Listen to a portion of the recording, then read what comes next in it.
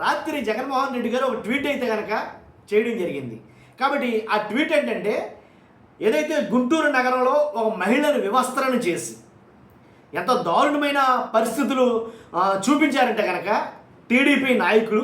కాబట్టి దాని గురించి అయితే కనుక కూటమి ప్రభుత్వాన్ని జగన్మోహన్ రెడ్డి గారు కెలికేశాడేమో అని చెప్పాలి. వాస్తవంగా అయితే కనుక అసలు వాస్తవాలు ఏంటో, జగన్మోహన్ రెడ్డి గారు చేసిన ట్వీట్ ఏంటో చెప్పేమని నాకు రిక్వెస్ట్ ఉంది.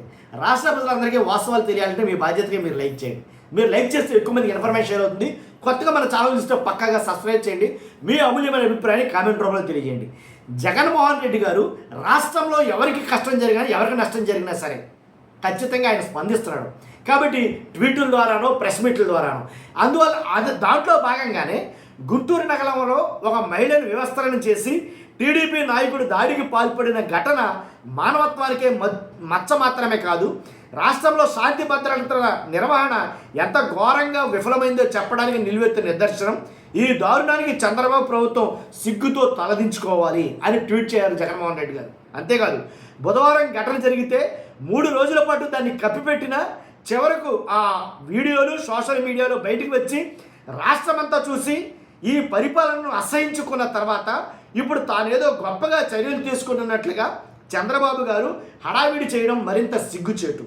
ఆ వీడియోలు కప్పిపుచ్చే దానిపై శ్రద్ధ చూపే బదులు బుధవారమే తనపై తొలిసారే దాడి జరిగిన తర్వాత బాధిత మహిళ వెంటనే పోలీసులకు ఫిర్యాదు చేసినప్పుడు వారు స్పందించి ఉంటే గనక ఆ తర్వాత ఇంతటి ఘోరం జరిగి ఉండేది కాదు కదా.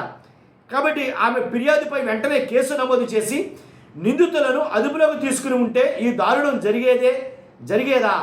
ఫిర్యాదు చేసిన మహిళకు రక్షణ కల్పించకుండా మౌనం వహించడం ఎంతవరకు న్యాయం? ఇక పోలీస్ స్టేషన్లు ఉన్నది ఎందుకు? బాధితుల ఫిర్యాదులు స్వీకరించడానికా, లేక అధికార పార్టీ నాయకులు ఏం చెప్తే అది చేయడానికా?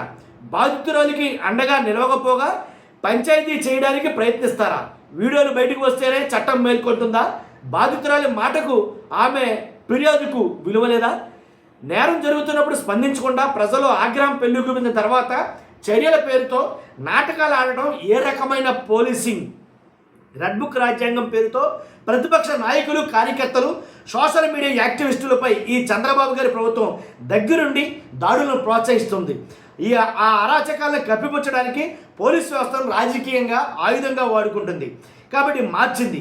చట్టాన్ని అధికార పార్టీకి చుట్టంగా ప్రతిపక్షాలపైన, బాధితులపైన వేధింపులకు, అక్రమ కేసులకు ఒక సాధనంగా మార్చి రాష్ట్రాన్ని జంగిల్ రాజుగా దిగదార్చింది. అధికార పార్టీ నాయకులు ఏం చేసినా ఈ పోలీసులు తమను రక్షిస్తారనే ధైర్యం ఈ రెడ్ బుక్ పాలనలో గ్రామాలు, వార్డులు, డివిజన్ స్థాయి వరకు పాకింది.